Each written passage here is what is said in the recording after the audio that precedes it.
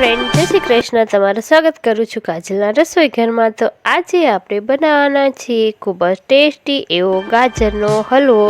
તો વિડીયોમાં એન્ડ સુધી બન્યા રહેજો અને જો મારી ચેનલમાં નવા હોય તો ચેનલને સબસ્ક્રાઈબ કરવાનું ભૂલતા નહીં। તો ચાલો બનાવી લઈએ ગાજરનો હલવો। તો ગાજરનો હલવો બનાવવા માટે મેં 1 વાટકી દૂધ લીધું છે, અડધી વાટકી ખાંડ લીધી છે અને 2 ચમચી જેટલું ઘી લીધું છે। પહેલાં તો આપણે ગાજરને પાણી વડે સારી રીતે સાફ કરી લેવાના છે।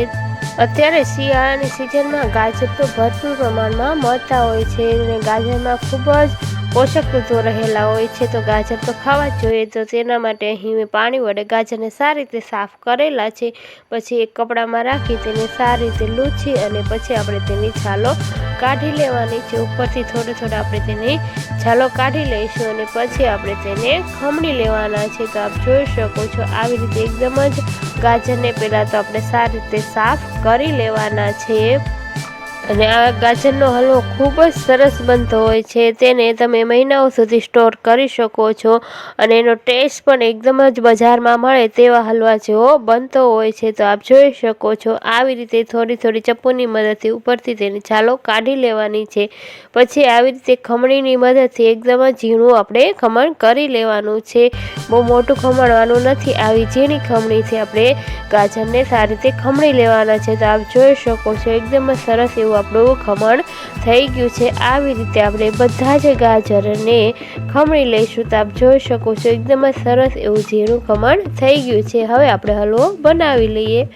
હલવો બનાવવા માટે એક જાડા તળિયાવાળી કડાઈ લઈ તેમાં આપણે ગેસને શરૂ કરી અને 2 ચમચી જેટલું ઘી એડ કરીશું। ઘીને સારી રીતે ગરમ થવા દેવાનું છે।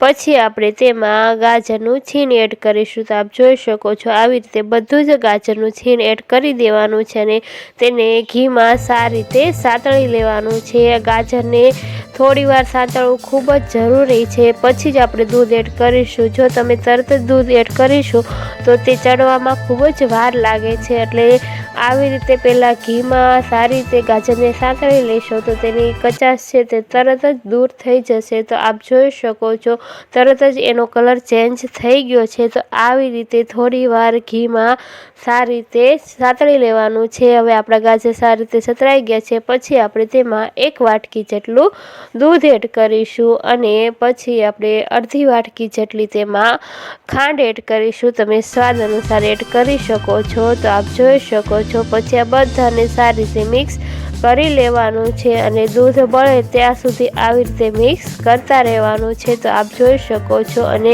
2 એલચી એડ કરી રહી છું। એલચીનો ટેસ્ટ છે તે હલવામાં ખૂબ જ સરસ આવતો હોય છે, એટલે હું અગાઉથી જ એડ કરી રહી છું, એટલે એનો ટેસ્ટ એકદમ જ તેની સાથે મેલ્ટ થઈ જાય। તો આપ જોઈ શકો છો હવે ધીમા ગેસે થોડી વાર ચડવા દેવાનો છે, ઢાંકણ ઢાંકી અને હલવાને થોડી વાર ચડવા દેવાનો છે। તો હવે આપણે જોઈ લઈએ।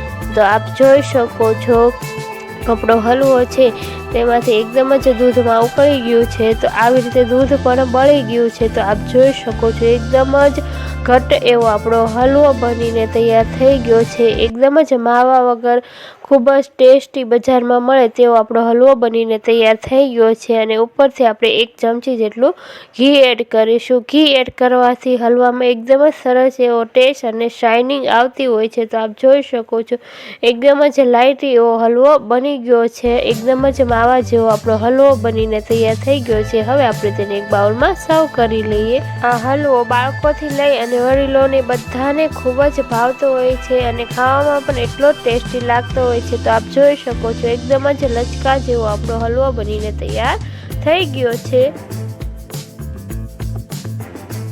તો આપ જોઈ શકો છો કેટલો સરસ આપણો ગાજરનો હલવો બનીને તૈયાર થઈ ગયો છે। તમે પણ આ રેસીપી ઘરે ચોક્કસથી ટ્રાય કરજો અને આજની મારી આ રેસીપી તમને કેવી લાગી તે કમેન્ટમાં જરૂરથી કહેજો અને આવી જ અવનવી રેસીપીઓનો ખજાનો જોવા માટે મારી ચેનલને સબસ્ક્રાઈબ કરી અને બાજુમાં રહેલું બેલ આઇકન દબાવવાનું ભૂલશો નહીં। તો હવે ફરી મળીશું એક નવી જ રેસીપી સાથે। ત્યાં સુધી આવજો। Thanks for watching.